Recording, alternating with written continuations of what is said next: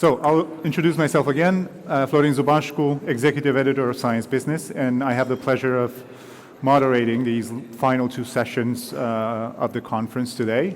We'll start with a presentation and a Q&A with a representative from GE Aerospace, and we're going to discuss some issues related to the participation of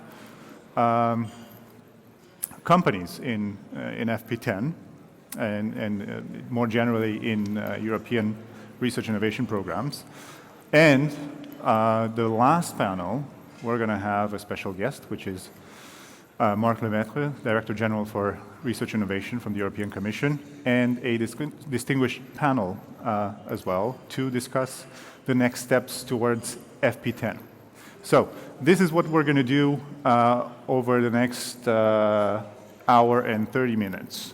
But let's start with the GE Aerospace session. So we're going to try to discuss a bit about, what's the value of public-private partnerships in the framework programs. And here we have Roman Seele, who's leader of Future of Flight Engineering at GE Aerospace. And he's going to walk us through what GE Aerospace is doing in Europe in terms of R&D and how it's become embedded in European research innovation ecosystems. And then he and I were going to sit down for a short Q&A before Marc Lemaître joins us on stage. So, Roman, please. Thank you very much. Okay, I'll start with a quick discussion about what we do at GE Aerospace and why it matters for the future of aviation. GE Aerospace builds jet engines, so we are quite literally the thrust under your wings.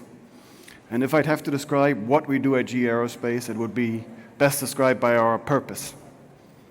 We invent the future of flight, we lift people up, and we bring them home safely. That's it. Simple as that, as important as that. I'll tell you about the invention of future of flight in a couple of slides. I want to start with the lifting people up piece first. Look at these numbers. Last year, we transported 3.4 billion people with GE Aerospace technology. 3.4 billion. At any one time, including right now, there's 950,000 people in the air powered by our technology. 3 out of 4 flights are powered by products we bring into the market. Right? And for us, of course, first and foremost, it's a tremendous sense of pride that comes through that, but also responsibility and opportunity. Right? Responsibility, quite literally, that's the bring them home safely part. The product in aviation, the main product in aviation is safety, not just for us, but for everyone in the market. Right? We sell safety so that when you fly, when I fly, when our families fly together, we arrive safely at our destination. That's our product, first and foremost. Right? And that we take a great amount of pride in it. But the opportunity part, right? If you have that many passengers up in the air, that also tells you that we can quite literally change what's happening. We can get better.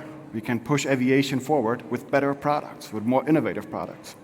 We're doing that right now. We're renewing the fleet constantly. We certified a whole batch of engines last decade that we're bringing into the market right now. We're working on it with the next steps, bringing more sustainable aviation fuels into the market.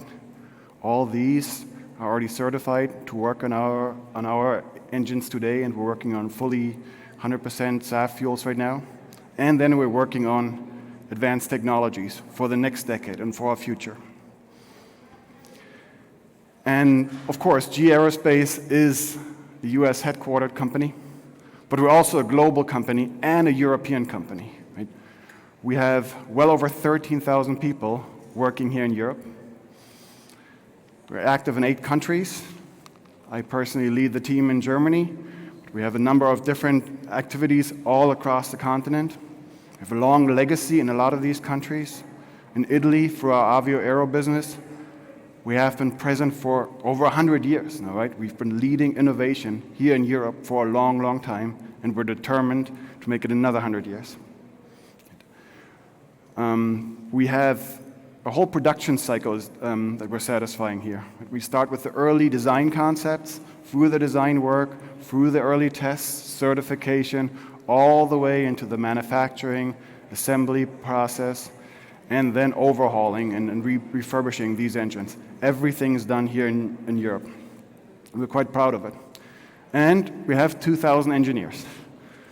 And I'm one of these engineers, and I'm here to tell you what we're doing next.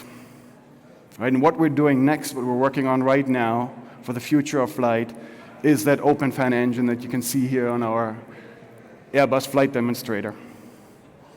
Right? And this is quite obvious what we're trying to do here. Right? Usually innovation happens under the nacelle. For our next generation product, what we're envisioning is to take the entire nacelle away and make the aircraft more efficient that way. This concept of taking that nacelle away is not a new one. It's been around for a long time. Right? It's been around when I was a little kid. We've been chipping away at it for a long time. And I think everyone in the room who understands aviation knows that this is a better concept. The challenge is just to make it a reality. I say just because there's a lot of work behind it. And what we're trying to do, very fundamentally, is to make the thrust more efficient and optimizing fuel burn, right? And there's a lot of hard, focused work behind this that goes on. One on the fan, right? The main challenges that we had there 30 years ago still exist today. Right? The reason that these engines are not yet in the fleet are because they're loud, right? The shroud around it isolated the noise. So we're using fan composite blades that allow us to shape these blades in a very innovative way. We are now into our 6th generation of these blades. And high-performance computing to get better at really tailoring these things. And this high-performance computer thing is real, right? There's a lot of work that goes on behind it to really simulate the flow and tweak these little tweaks on making the flow around the aircraft more efficient. And that's how you get better. So getting better at acoustics, simplifying the concept, and simplifying in aviation always means taking weight out. Weight is quite important. So we're working on all of these things. And then behind the fan, in that white nacelle that says CFM on it, that's where the core is, where we're compressing the air and burning it all up. There's a lot of innovation up there going on, right? Making the compressors more efficient, coming up with next generation combustors and a better turbine. All this is pretty geeky stuff, but believe me, in there's a lot of work too. And of course, all of this is fully compatible with alternative fuels and hybrid electric. So if you'd ask me, what's the future of flight? Is it alternative fuels? Is it hybrid electric? Is it these new technologies? I'd say it's all of it, right? These things, it's not just one solution that will break through in the market. It's a combination of these solutions, right? Because if we get to hydrogen, we still want to burn as little hydrogen as possible to make it a reality. And for all this, we're working actively here in Europe under the Clean Aviation JU that's led by Axel Krein and his team. Under clean aviation, there's 3 big pillars where we're working. The first big pillar is the small to medium range aircraft innovation. That's where we have our Ophelia program that's led by our CFM joint venture partner, Safran. The second pillar that clean aviation has is revolutionizing the regional market. For that, we have our hybrid electric concept, Amber, that we're working on. That program is led by Avio. And last but not least, we're also investing into finding out how to make hydrogen-powered flight a reality. So a lot of activity that's going on there. We're quite proud of all the work that we're doing. And I think we can take a chat about the details of it, Thank you, Ramon. Thank you.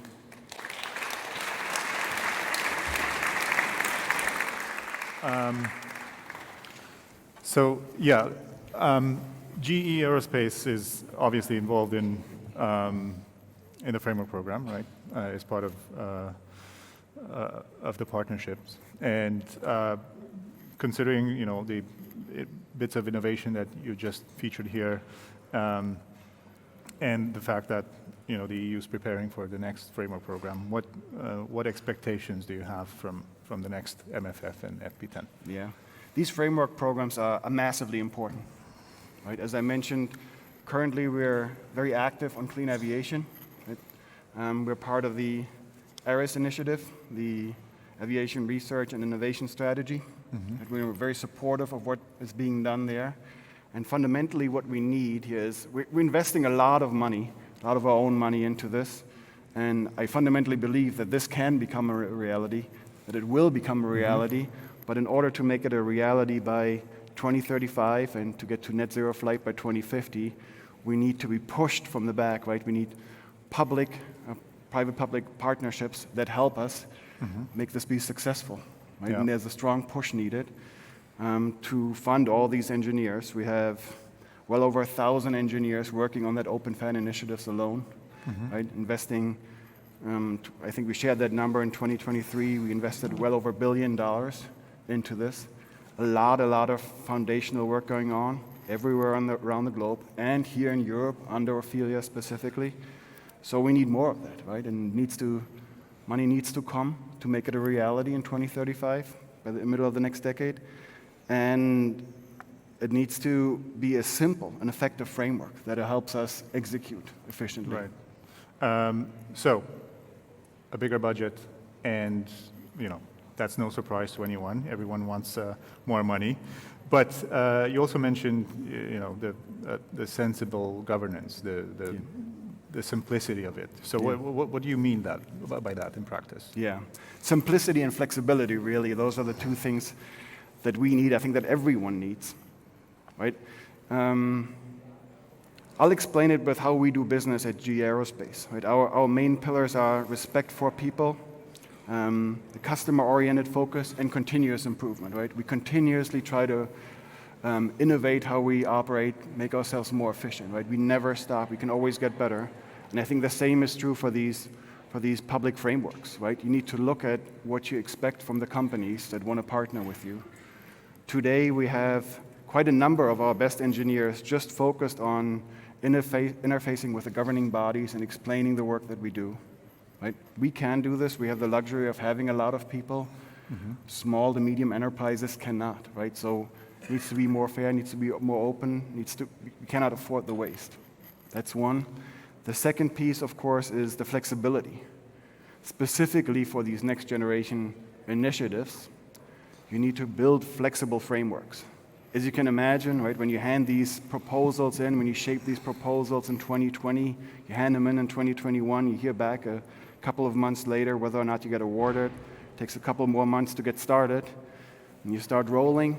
By the time 2025 comes around, you look at your plans from 2020, and you find that it looks quite different than what you envisioned. That's part of innovation. That's how innovation works, right? Innovation is not a linear plan of just executing along the way. There's a lot of pivoting, a lot of learning involved.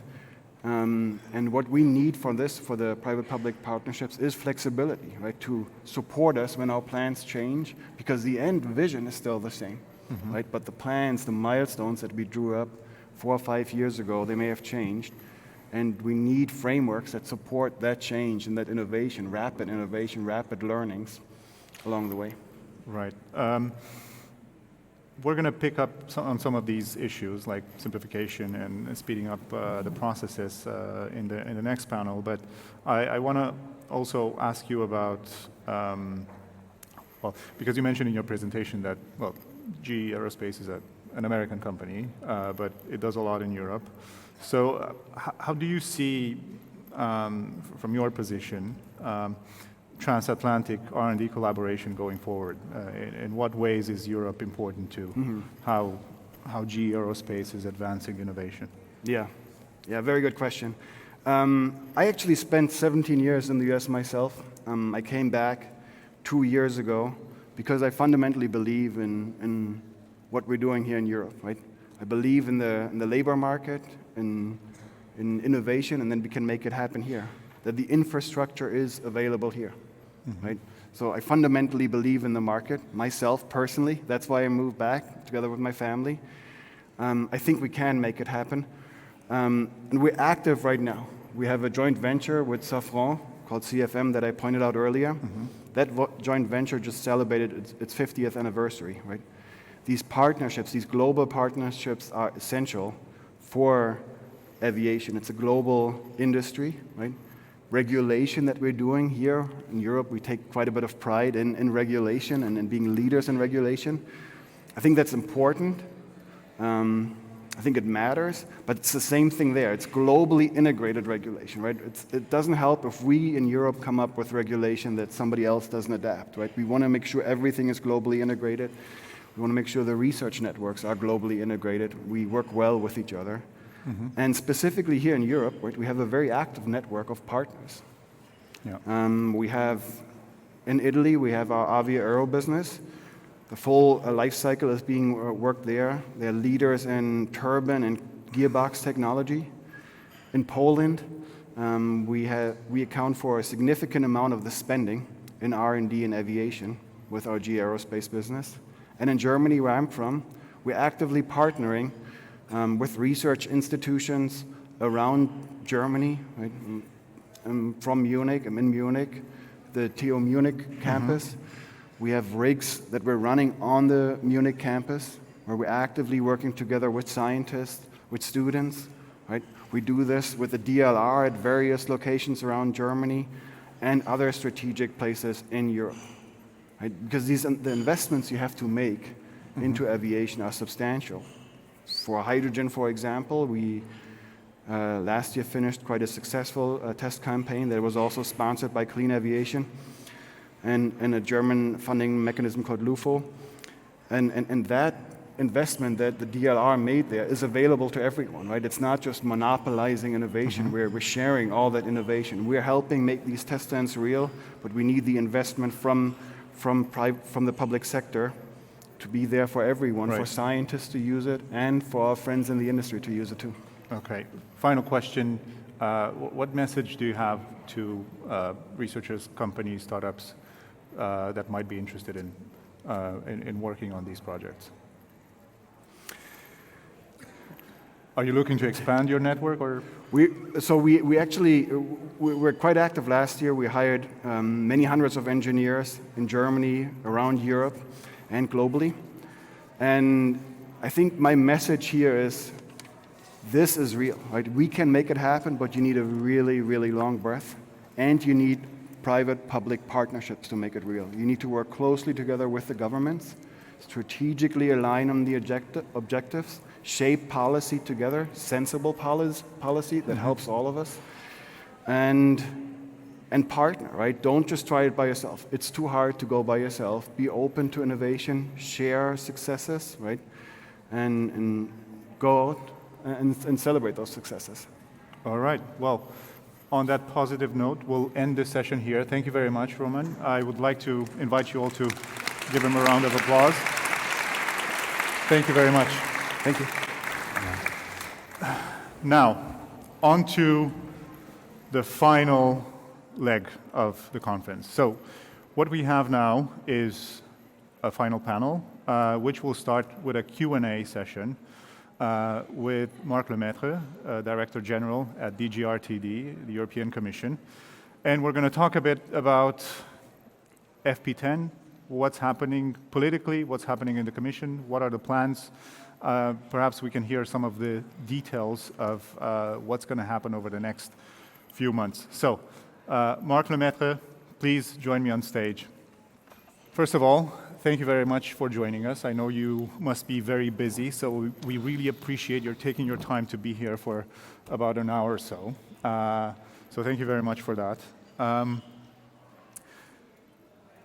Well, we have a new political leadership in Brussels, and that came with a lot of announcements, a lot of speeches, a lot of plans, the latest of which is the competitiveness compass, which we all read last week. So in the context of that policy document, what do you think will be the role of the next framework program to drive EU economic competitiveness? Thank you first for having me today, Florin, on your annual conference. I hope this will not feel too much, not like a Q&A, but like a Q and Q's session. We are still at an early juncture of the new Commission, but we have seen, certainly through the political guidelines that have been with us for some months now, but also indeed through the competitiveness compass, a certain policy framework emerge with some priorities. I hope you will not expect from me today to fill the details of that framework. I would want to point out that the new College of Commissioners has only had a first chance to exchange on the next multi-annual financial framework and therefore also on budgetary means for research under that last Friday. So this is definitely still early days in terms of reflections and in terms of preparations within the Commission. But I just as much would emphasize that for those, and I'm sure this is the case of everyone in this room, who believe that Europe needs to do more and better in research and innovation, we have about the best political backdrop we can dream of. Because the political guidelines themselves say that research and innovation should be at the heart of our economy, because there is a clear commitment to increasing means for research. So we definitely are under the limelight, and there is a window of opportunity to make the best of that to equip Europe, not just through means at EU level, but equip Europe with what it needs for the future. I like to speak personally about the aim of building a research and innovation union, something which we do not have today. Two indicators for that. The first one is that we have collectively promised ourselves that we would be spending 3% of GDP on research and development, and that promise was made for the first time in 2002, I believe. Yeah. Back then we were at 1.8%, where are we today? At 2.2%. One can see this as progress. But more than 20 years have passed, and since then, many countries have in fact passed us by.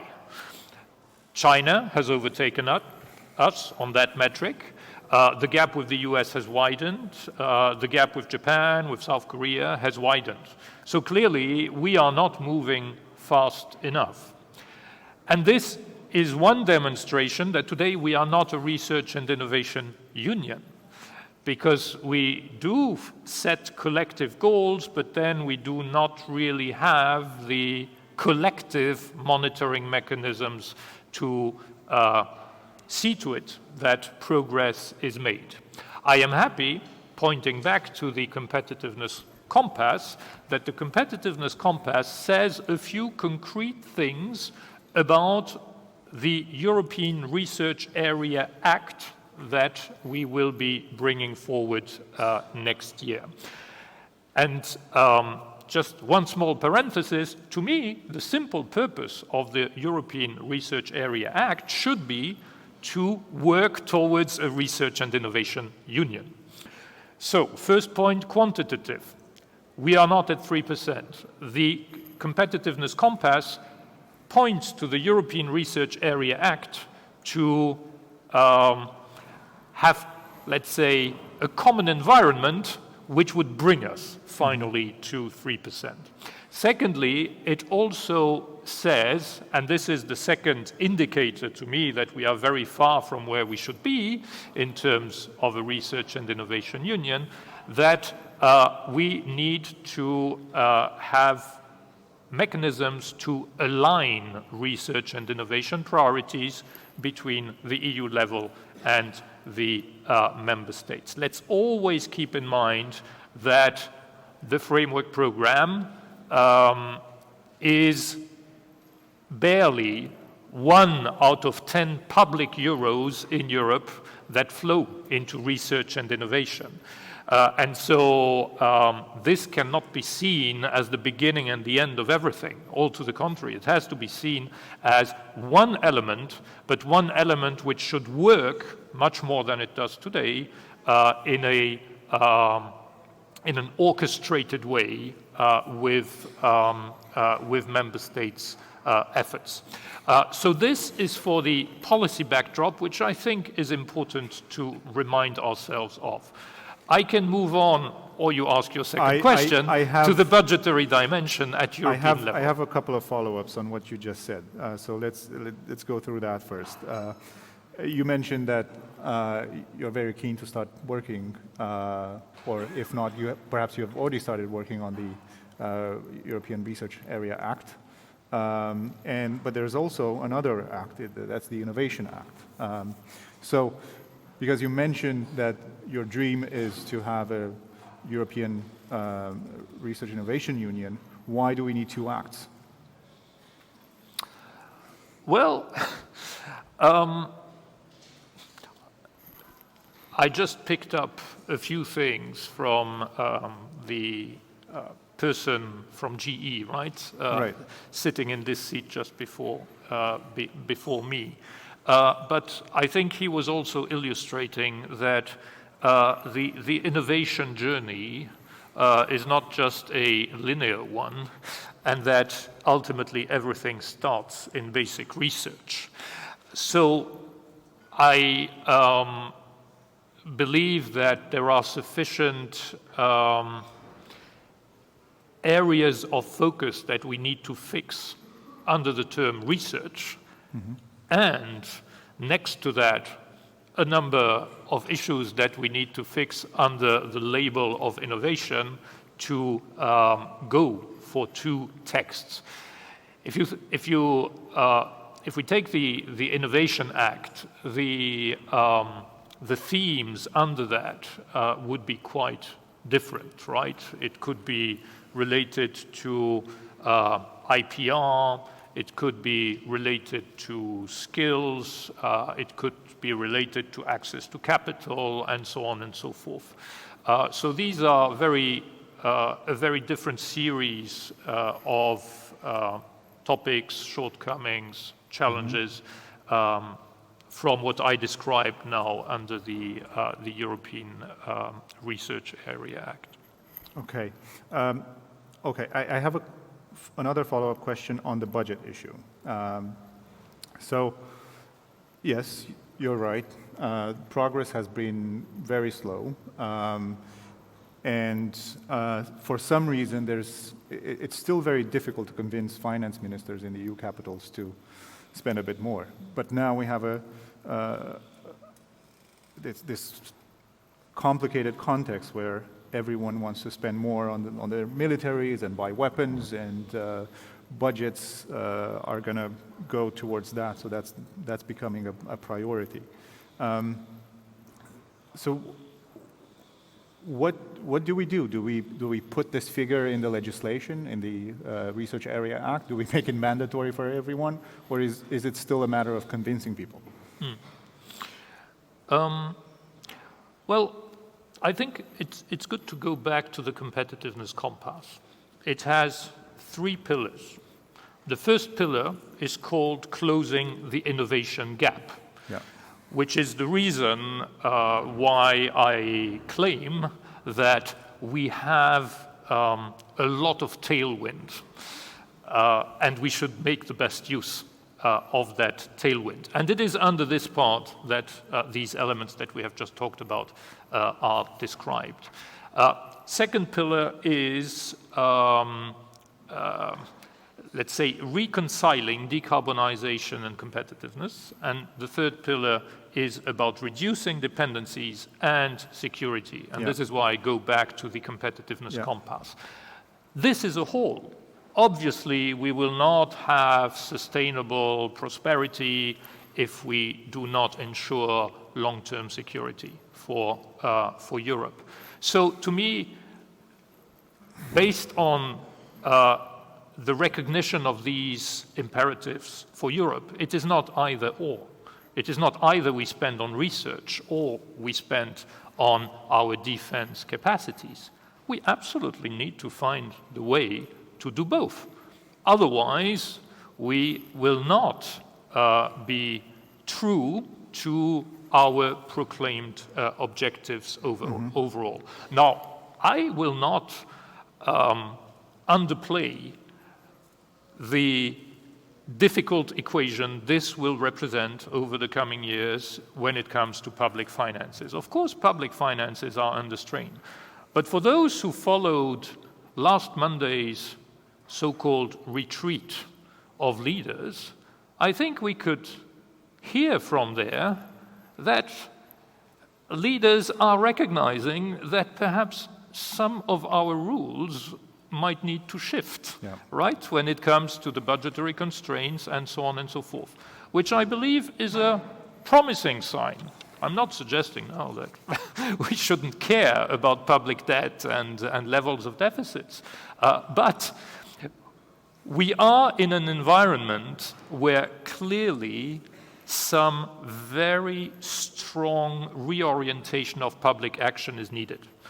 And my viewpoint is very clearly, it is about research, it is about succeeding in the green transition, and it is about defense. And all of that is, yes, will require massive public means, no doubt.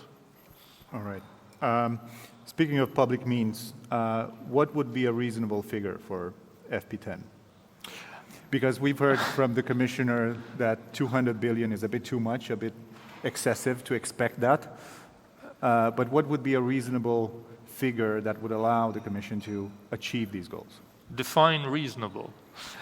I don't think, by the way, Commissioner Zakharieva said that 200 billion would be excessive. She did not say that. She did not say that. I think she wanted to point to the very difficult fiscal environment that we have in Europe, and therefore, to manage perhaps some expectations. But if you ask me what would be perfectly desirable and legitimate, I would say, and I will not make the list here, that there is a lot speaking for pooling additional research means, public research means, to the EU level. As I said, today we have this ratio of 1 to 10. Is that the correct one? What is the marginal impact of one additional euro spent through the European level as compared to the one marginal euro spent through national programs? This is one question we should be asking ourselves, even before thinking of moving towards 3%. Right. And here, again, I think there is a catalogue of arguments why the European level can arguably give more bang for our buck than spending through national programs. And we have a clear demonstration today that we have an abundance of proposals, applications of very, very high quality at European level, which could absorb, I would say, a multiple of the amounts available under the framework program today. So I think, without mentioning any figure, that all the figures that I have heard until now certainly could arguably be called appropriate and desirable. Okay. That's good to know. But I have a follow-up. I fear I made a joke which was unintentional. I have a follow-up because you said that perhaps there should be additional means coming from the member states to fund EU-organized research. Is that correct? Have I understood that correctly? So if that's the case, isn't it more difficult to convince member states to send money to be spent according to rules set here in Brussels instead of convincing them to raise their spending to 3%? Well, it's as part of the same movement that I see things. First, I take as a working hypothesis that we will be moving towards 3% over the rest of this decade. Right. Which means that more public means will be mobilized in that direction. And of course, when it comes to the next framework program, we're only talking about 2028 and beyond, so not the very next years. But there again, in this movement and in this mobilization of additional public means, I do think that there is an extremely strong case to make, which hopefully will be seen as convincing by the member states, that we should also think about how much of that additional effort should be used through our common instrument, which is the framework program. And as I spoke a lot about public means, I do want also to add to that of course it is not all, and it should not even be essentially about public means. But we also have to be clear-eyed on the potential for our private sector, given the present economic structures in Europe, how far our private sector can help us get to 3%. And here I don't think we can count on the private sector being the one to fill the gap on its own. Right. So it seems to me clear that if we want to get to 3%, we will have to make some movements on the side of public means to leverage, yes, absolutely, as much as we can, then also additional private efforts. Okay. I have a really quick question before I invite the rest of the panel. I know there are lots of other things we needed to discuss, but hopefully we'll pick them up when everyone is on stage. But really quickly, I want to ask you this question because this morning we had Christian Ehler here trying to reassure everybody that there will be a ring-fenced FP10. So my question is to you as well, will we have a ring-fenced FP10, whatever that means? I was going to ask again, define ring-fenced. Yeah. Well, this is probably part of those gaps I cannot fill today. But again, I want to make sure that everyone has spotted everything that has been said until now. What we have to acknowledge as the direction of travel for the proposal, the MFF proposal that the Commission will be submitting before the summer, normally, is what is restated also in the competitiveness compass, but what was already in the political guidelines. That the EU budget has to be more focused, that the EU budget has to be simpler, and this, I guess, will resonate with our GE colleague and many others, no doubt, and that the EU budget has to be more impactful. And under impactful, I think, comes flexibility, comes speed as well. And these will be the guiding principles. It's also clear that there will be a radical, I would use the term, reduction in the number of instruments that we have under the EU budget. Under this topic, more focused EU budget and also simpler EU budget. So these things are clear orientations that we have by now already given. What is also very relevant, I believe, is what is said on the competitiveness compass, on the competitiveness fund, in the competitiveness compass, and the announcement of the creation of a tool, the competitiveness coordination tool, as it is called, which would serve exactly that purpose, but more generally, of course, not just for research and innovation, that I have described, of aligning spending priorities between the member states and the EU budget. Apart from that, we have the treaty. When it comes to the specificity of research and innovation and what should be foreseen. And there... So you're talking about Article 182, I think, Indeed. And there, there is the provision that there should be an amount provided for research and innovation. And of course, the Commission will not ignore the treaty.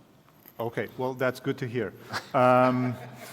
Then I would like to invite our panel up on stage. So thank you very much for this initial candid exchange. You can stay. Yes, I'm not inviting you off. But I would like to welcome on stage Martina Brockmeier, President of the Leibniz Association, Sylvia Lemaître, member of the governing board and the executive committee of the EIT, and Marc Lloyd Davis, J&J's global head of strategic partnerships and resource group. So please join me on stage. What do you think of what you heard so far from the Director General? What are your first comments? What do you want to say first? Martina, go ahead. I was just wondering this morning, thanks a lot, and thanks a lot for having me on the panel.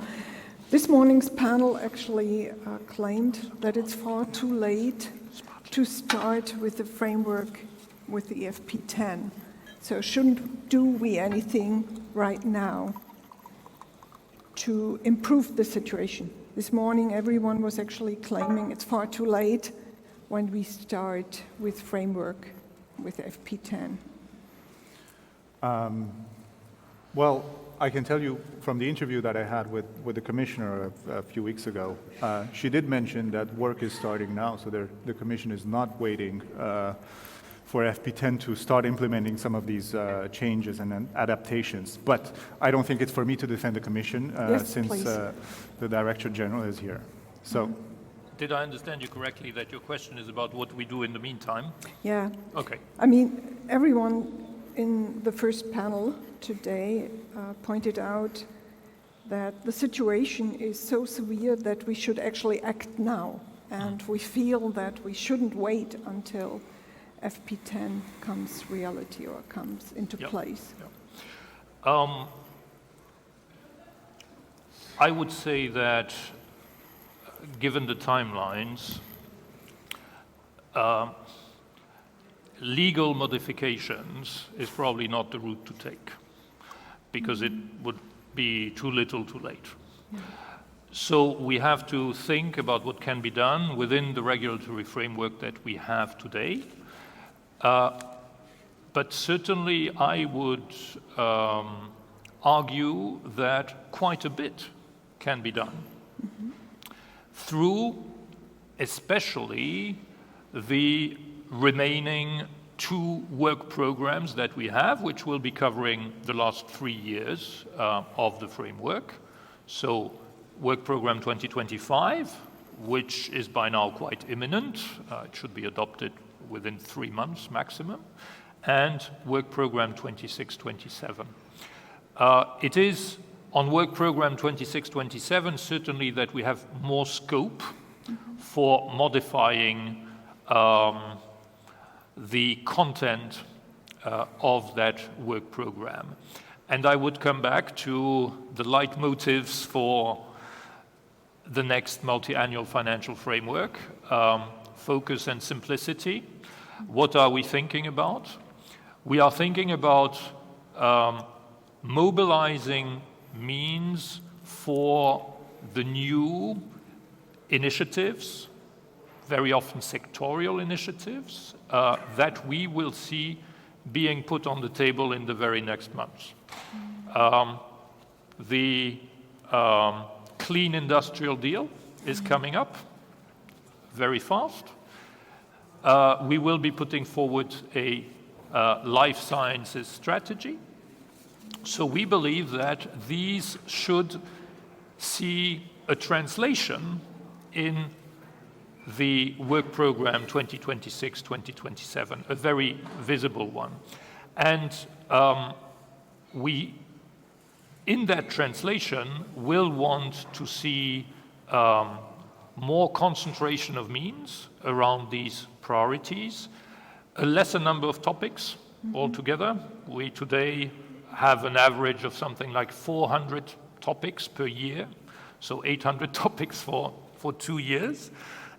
So we want to reduce that in order to have a better concentration on these sectorial priorities.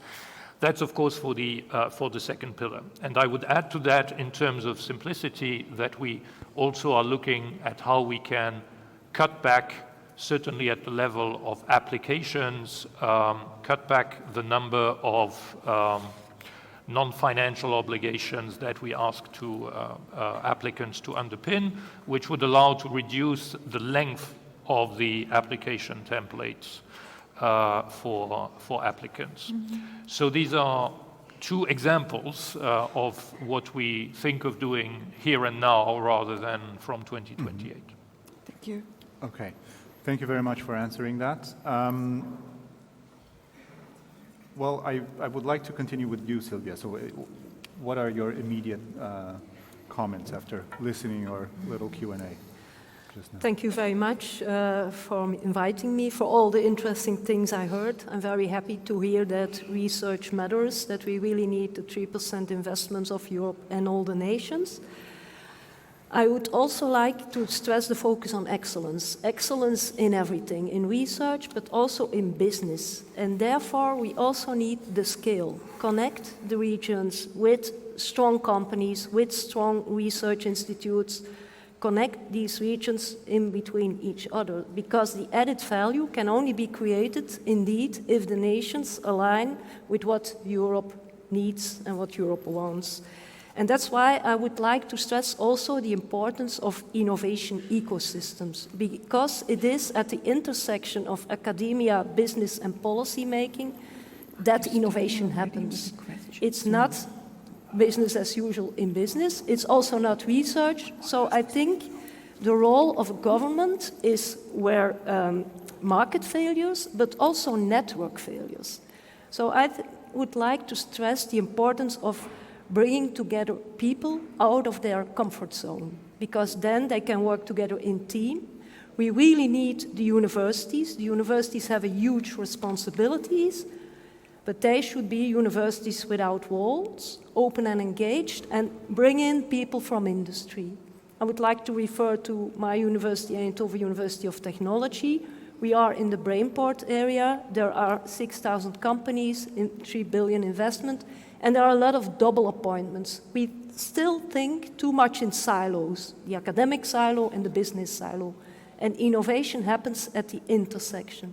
So I would really like to draw the attention to the innovation ecosystems, because there you need government intervention to keep the balance between public value and private profit. And that's, I think, also a very important role of the Commission to build the network and to connect the strong networks where the strong businesses are. There are several very excellent regions in Europe, and that's why EIT is also connecting these regions together with the university alliances. The university alliance exists, they are very strong, they have good collaboration. Can't we use them together with the EIT to connect the strong regions and to go faster? Because if we have to build from scratch, we are too late and too slow. But we have excellent companies, also existing companies. It's not only startups and scale-ups. Of course, they are very important, but also the transition of existing companies by connecting them, by challenging them with academic knowledge, and by bringing the people out of their comfort zone so that they can innovate together. And that's the thing I missed a bit. So I would like to stress that. Yeah, I think that goes well with what the Director General said a few moments ago about this vision for the Research Innovation Union and about bringing these two sides together. But Marc, from the perspective of a pharma company that's been involved in some EU funding programs, how do you see this discussion that we're having now around competitiveness, around reshaping research innovation funding in Europe? Yeah. Well, firstly, I know why Sylvia, my name and picture got switched over, because essentially I agree with everything she said just now. So it's like my avatar here on the panel.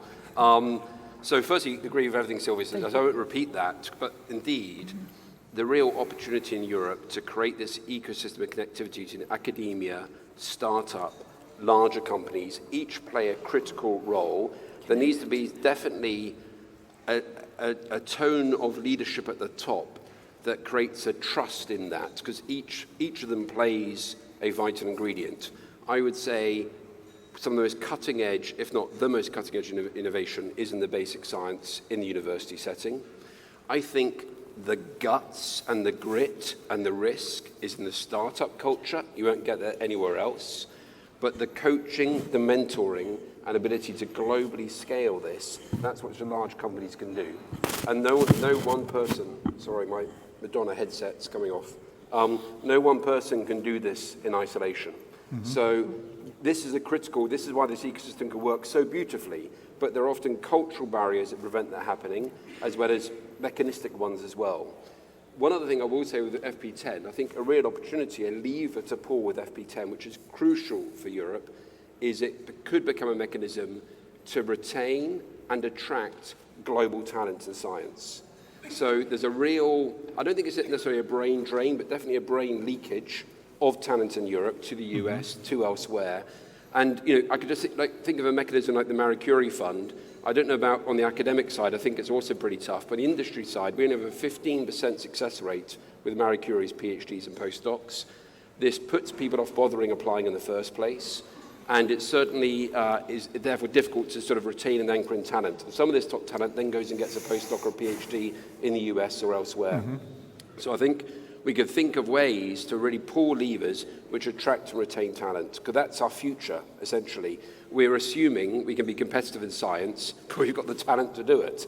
If we keep on leaking out our talent, we won't in 20, 30, 40 years' time. Martina, you're leading one of Germany's largest research organizations. Yes. So what's your perspective? So from your perspective, what do you think about these developments, policy and political developments, and all these discussions about a new and better ways of doing research innovation in Europe? Thank you very much. I actually really would like to add to that from the science perspective to what you just said, And I'm particularly happy to hear that 200 or 220 billion euros are difficult and not unrealistic, okay? So that's something we really like to hear here. I understand it's difficult, and I see that in Germany as well. It's not only Europe. I think it's all over Europe that we have this kind of difficulties.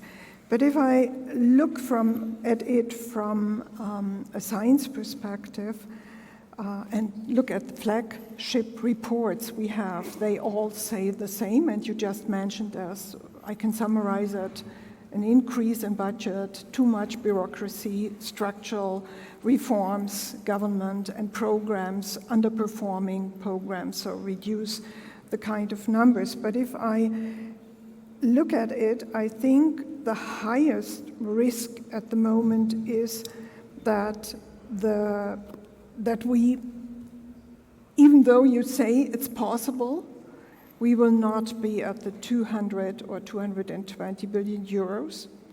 So what is actually our plan B? Where do we want to go if we can't do that? And I think the competitiveness fund is really not an option, at least from the science point of view. So let me just point out why that is not an option. I think we should really care for independence, and independence in science, and independence ERC, for instance, particularly an independence ERC. For that one, we need a ring-fenced, and if you like me to give you some kind of a definition, I can say standalone budget that is not divergent. There's no divergent to other areas, something like that. So that is, from science, the most important point of view. When I look at the competitiveness compass, I hear a lot about innovation, and there is an equal equation for me in science. It's fundamental research equal, at some point, innovation. So one without the other is not possible. So if you don't have fundamental research, you don't have innovation at some point, and that's why we believe it should be a ring-fenced budget and independent. And ERC is particularly important, but also MSCR or other in the Pillar 1. Well, thank you very much for raising this. Yeah, go ahead.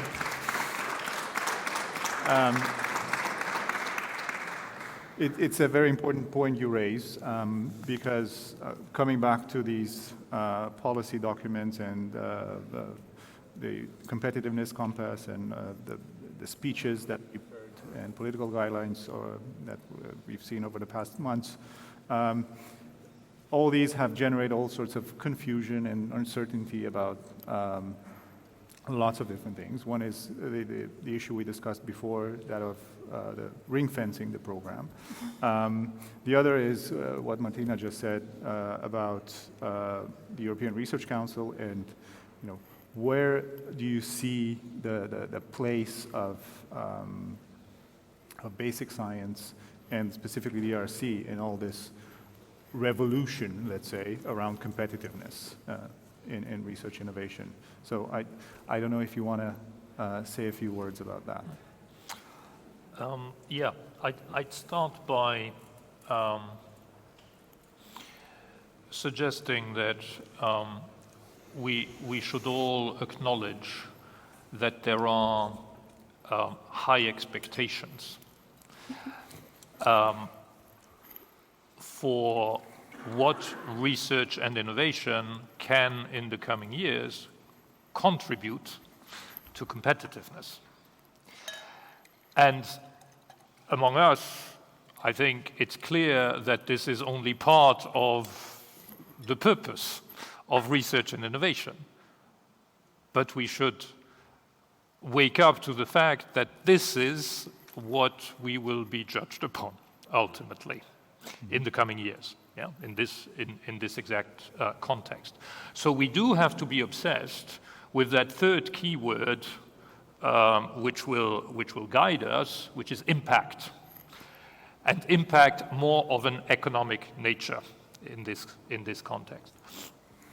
So on this, I would share with you what is based on what the Competitiveness Compass says about the functions of the Competitiveness Fund, what two dimensions we should be keeping in mind when working on the next MFF. The first one I would call a vertical dimension, which inscribes itself into this logic of having some top-down collective priorities of a more technological, sectorial nature. And where the Competitiveness Fund is already well described from that point of view, that this should be a vertical going from research through demonstration, deployment, production capacity, whatever, scale up in the middle somewhere. I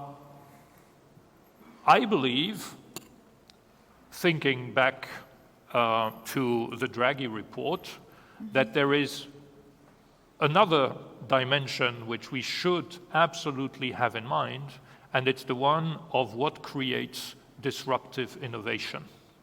And that I see much more as a horizontal, because it is not sector specific, and we should, my personal view, I emphasize, we should not limit the scope of where disruptive innovation can come from, and this is why it should be, at least to a certain extent, free of top-down priorities. And this clearly starts in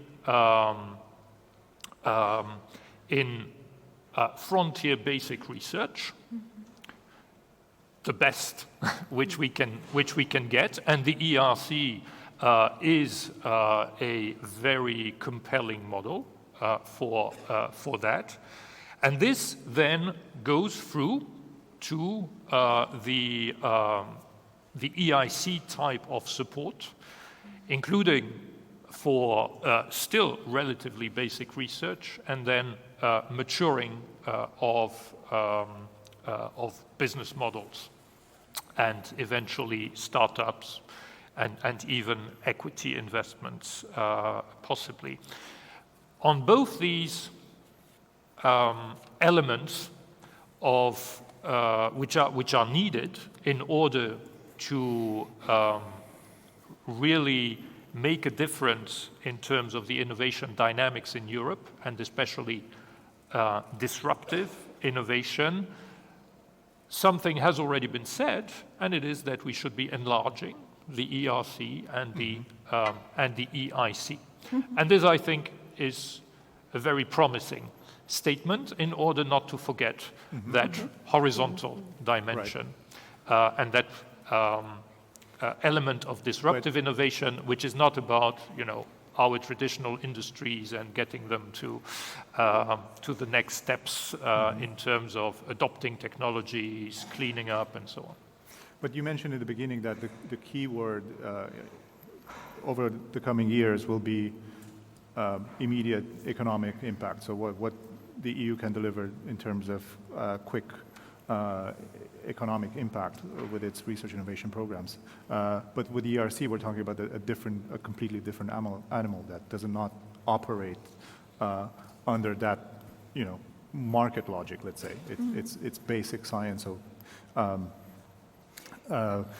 I guess the question is, how do we ensure that the ERC continues to be able to decide on the topics that it funds, and is not kind of forced to follow the competitiveness logic of the Commission? Well, what I said just before, I think does apply to the ERC, without putting in question the independence of the ERC. But also the ERC is not living in a vacuum, right? It is part of society. It has a role, an essential role to play for society. And I have no doubt that it is listening to the evolving demands from society. And today, yes, competitiveness is very high on that list. And I would want to add, I don't think we have a problem of timelines because the ERC has already a very well affirmed history and has already put in place some mechanisms to facilitate the move from research results to commercialization through its proof of concept calls, which are very successful. And I think it will simply be for the ERC to reflect on this evolving context and to see whether in its panoply of what it offers, including on attracting talents. You know, the ERC has a potential there as well, no doubt, perhaps not fully exploited at this point in time. It's not just about MSCA. The ERC, with its grants, which remain attractive, can perhaps also design some grants which would be more tailored for people who could be reflecting in the coming year or two, especially on the other side of the Atlantic, on their options, right? Yeah. So I think these are all valid points which, in all respect for the ERC's independence and its choices, can and should be brought to their attention. Okay. I see we have about 12 minutes left, and I want to get to the questions related to new funding models for competitiveness. So things like ARPA and some of the other things that we discussed over the day. But I want to ask you first, what do you think are the most urgent steps to take if Europe is serious about competitiveness and economic leadership? Yeah, we heard quite a lot about ARPA style of funding in various sessions, and I wouldn't go for that right now. So what I would like to say is, if you really want to be more competitive, I would like to stress that. Okay, let's start the other way around. So there are several projects within the FP10, FP9 who are evaluated excellent, and how actually the Heitor report actually pointed out that not only the 220 euros should be funded, but most of those projects as well. So it goes even beyond that. If you really want to do some kind of risk-averse approach within science, you could select those at random, for instance, from an excellent evaluated kind of pool, let's put it that way. And that would be some kind of an approach, an example for being more experimental, being more towards a situation where we have all of those excellent evaluated projects. So how should we really choose from that? That would be an option, and that would be also some kind of, what I said, experimental way to go to make it not so, Okay. So be more, let's add to that, be more risk-affine, not risk-averse in what you are doing within the framework program would probably help from my point of view. Yeah. Marc, I want to come to you. How do you see this discussion about flexible funding models, copying what the US has been doing for 70 years with defense research? Do you think that will fly in Europe? Or to what extent, how can we copy and make sure it works?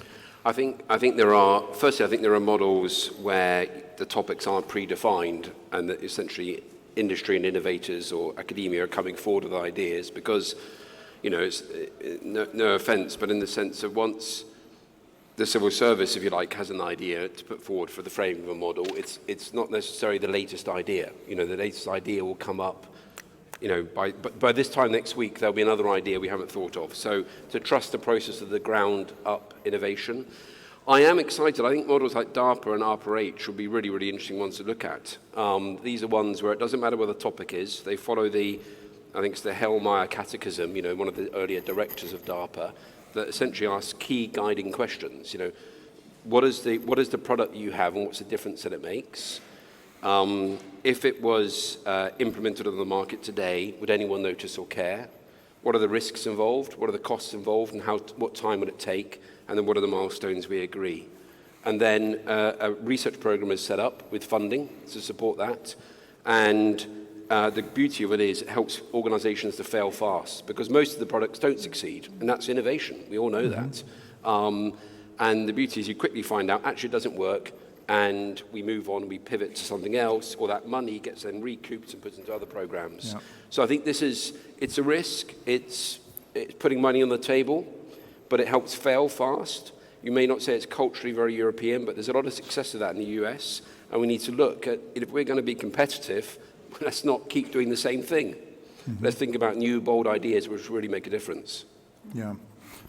Sylvia, do you think there's a place at the EIT for adapting to that kind of philosophy and making sure that the contributions to the competitiveness agenda have more impact, particularly in this context where we've heard, especially last year, all sorts of calls to reorganize the EIT or change it in some way. Yes, EIT can be very agile. We also initiated the Solar Academy, the Battery Academy. And what I want to bring up to that is if we have the innovation funnel or innovation cycle, the upskilling and reskilling of talent becomes really a bottleneck. And there the connection to the universities is crucial to be able to act fast in partnership with businesses.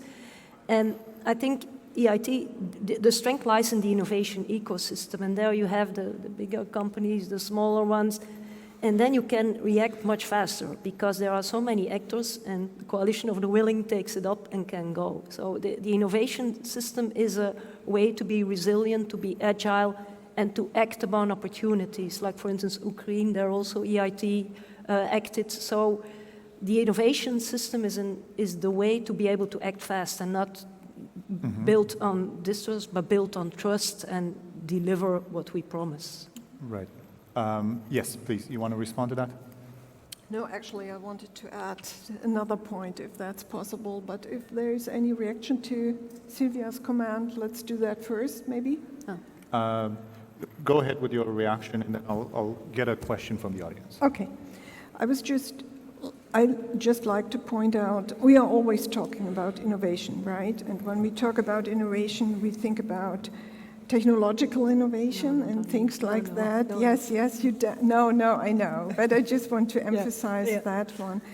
You just mentioned that I'm the president of one of the biggest research institutions, organizations in Germany. Yes, our selling points is that we are very, very strong in science and humanities, of course, but the selling point is actually that we have a balanced approach.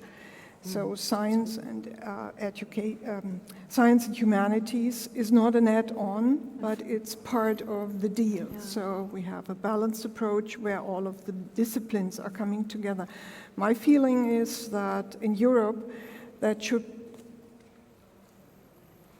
science and humanities should be more in the center of the focus of most of the budget. Whenever we talk about innovation, we always feel, I know you haven't pointed out that that is not always the case, but I think we should at least focus a bit more on that, even in the next program. Please. Yeah, it's also about new organization and business models, and therefore you need the ethics, you need the social sciences the people accept it, that people collaborate. So for me, innovation is much more than new products or new processes. Yeah. It's also new ways of collaborating, I think, where the US is very good at. So you need the different and this morning we heard from Christian Ehlers, actually, that we are living in a tech-adverse and risk-averse society, and to change a bit of that one, we need the social sciences. Yes. We need the social sciences. Do we have any questions from the room? My name is Jorge Gonzalez. I'm the director of an association. We promote innovation across Europe.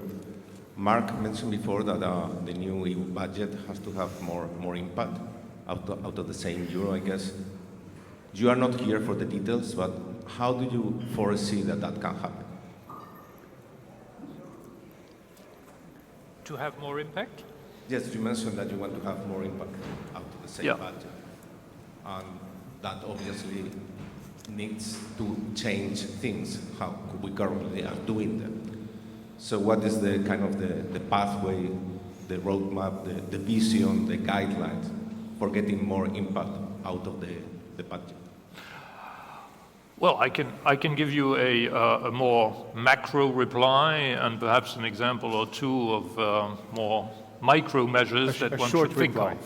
So macro reply, I mean, it is about this stronger focus on EU priorities, right, compared to an EU budget. I'm talking about the EU budget more generally now, right, which is a bit all over the place and with hundreds of instruments altogether. Simpler for anyone looking for public support for a clear purpose, faster. So on that, I think within the research framework program, we need to think harder, as I said, about the valorization of the knowledge that we produce. Easier said than done, but certainly we see that there is scope to do better. We had an example of a public-private partnership before. How can these, and there was a call for being more flexible, because you learn while you walk in a project, and you might need then to adjust your path. That's one example, but another one is indeed to have the right kind of commitments of the public sector on the one hand and of the private sector on the other. Perhaps today, public-private partnerships as funded under the framework program are, let's say, not demanding enough on the private sector and what they bring to the table. Yeah. Thank you. We have one more question here. Daniel Gross from the Institute for European Policymaking at Bocconi University. Comment and question on the 3% target, which has accompanied us for 25 years now since Lisbon. It seems it doesn't make sense to me. You mentioned earlier that we would have to increase the part of public sector funding for research and innovation, because we couldn't expect the private sector to make up. But that doesn't make sense if you compare the US to Europe. The public sector support for research and development as a share of GDP is almost exactly the same on both sides of the Atlantic. So it's not that the US is advancing because of public sector support. The difference is in the private sector, which is much larger, meaning private sector support for R&D. Why? It's a completely different structure. In Europe, most of the R&D done by the private sector is in mid-tech industries, automotive and others. And you cannot expect these industries to spend even more on incremental innovation, which doesn't bring us very far. Whereas what we are missing in Europe is the investment in the high-tech sectors. And that's the biggest part in the United States. So it seems to me the focus should not be on the 3%, but on the composition of private sector investment in R&D. And there I think we have to be very patient, and there's nothing also you can coordinate among member states. That has to come from the private sector itself. In that sense, I think the competitive compass is a little bit too dirigist in its approach to just let's coordinate member states' policies and then we'll get there. What do you think of this? Well, I was going to say, I think it's a very good point from the member state coordination. And I think that was aligned with the FP10 framework as well for competitiveness, because where I see the private sector increase its investment is obviously local talent's key, but the other points are fiscal incentives, tax incentives, market entry incentives, and it's local member state or even sub-regional member state development agencies who cook up these opportunities, and that's what drives and attracts investment. Because we're obviously looking at multiple markets, multiple locations around the world. Where is there a fiscal sense, a talent sense, and a stability sense to invest there? And it's at the member state level that fiscal incentive work that's happening. And that's what really drives it. And I'm sure somebody has done the analysis in different member states, different parts of member states, and it's the development agencies. If I go to a senior level industry event, say in the US, Johnson & Johnson being a US company, there are development agencies in Europe who go down the list, look for anybody with a VP title in it, and bang, they hit you on the coffee break like the best sales rep. They are selling their region, selling their tax policy, selling you why you should build and invest in that member state. And it happens all the time. And this is a reality that factors into our thinking. Right. So it looks like not only we have to convince prime ministers across the member states, we also have to convince CEOs to invest a bit more. I think it's not about convincing, it's about being in the right dialogue. And I agree exactly with the depiction you made. But first, I'd like to remind everyone that as part of the 3% goal, we said that 1/3 of that would come from public, meaning 1%. We are not at 1%. We're at 0.7. Just a few member states are at 1%. And the point I was making is that we are not going to have the GAFAs of this world in Europe tomorrow. And they are the ones who make the difference. That delta in private sector investment, it is the big digital American groups that are making the essence of that delta. Now, why do I talk about a dialogue? Because indeed in Europe, something is crucially missing, and it is that our biggest groups who have been right up there in the rankings of R&D. Again, look at Draghi, it hasn't changed over the past 20 years, VW, Mercedes, Bosch, or Siemens. They do not have a high-tech research, let's say, ambition of the same magnitude as you can find in the US. They are de facto, in the decisions they make, they are risk-averse. And we need to be in a dialogue with them to understand exactly why they are risk-averse. What is lacking in the framework conditions that exist in Europe today for them to be risk-averse? I have also read very recently that, in fact, our automotive powerhouses, their risky projects, they make them in the United States. They don't make them in Europe. Now, there is one person who came to suggest to me that there is, at the core of it, one problem. I'm just putting it to you not as a fact, It's something we will be looking into and hopefully then having a dialogue on.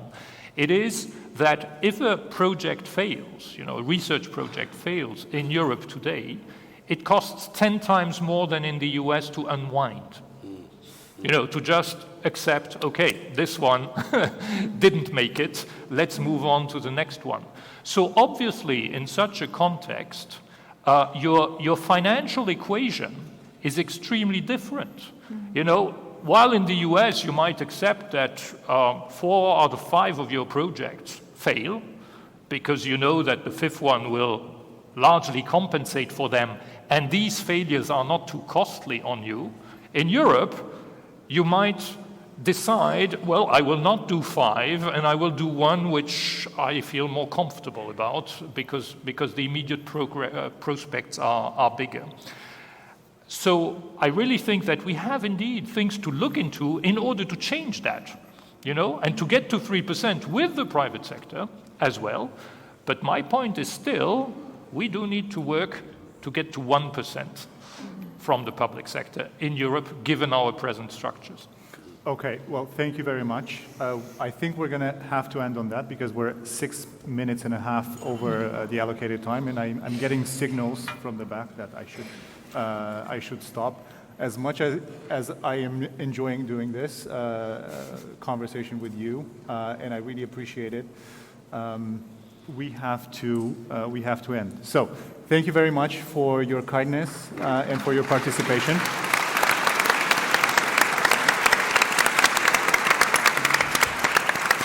I'd like to welcome back on stage Marlene Fiaschi, the CEO of Science Business, to say a few parting words. Thank you very much to the final panel. You've kept the attention of so many people, so you've done a very good job.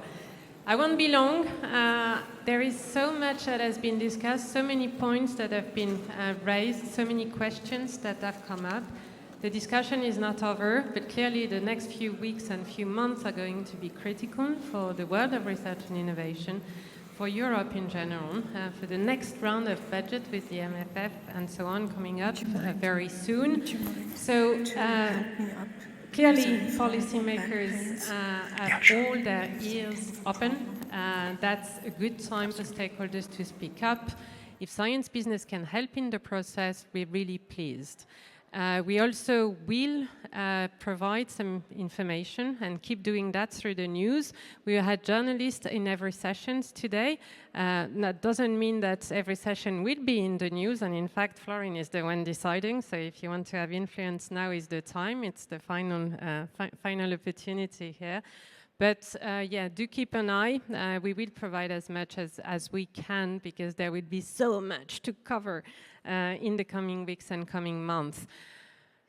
Final word of appreciation and very warm thanks. So I will start by thanking you, the audience, because you've been here, you've played the game, you've listened up, you've stayed, and it's well, it's a real delight to see you all. And I've seen the networking.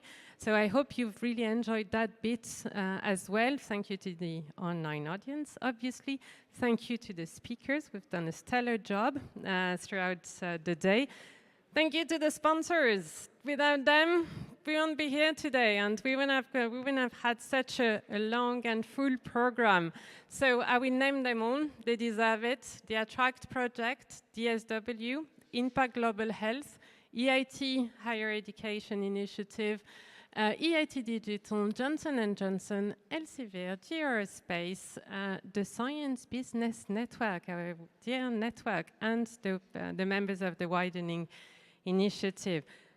I also want to thank those 4 ones, the supporting partners. We were helped today with some resources, human resources, from University of Bergen, NTNU, Regione Autonoma, Friuli Venezia Giulia, and Catalonia Trade and Investment. A very warm thank.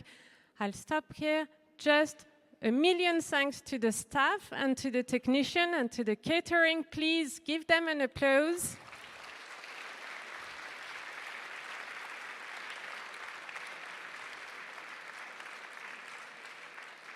Those were a long list of thanks. I stopped, but they all deserved it, so I really needed to do that. Drinks are waiting, so please stay, keep enjoying, and thank you all again.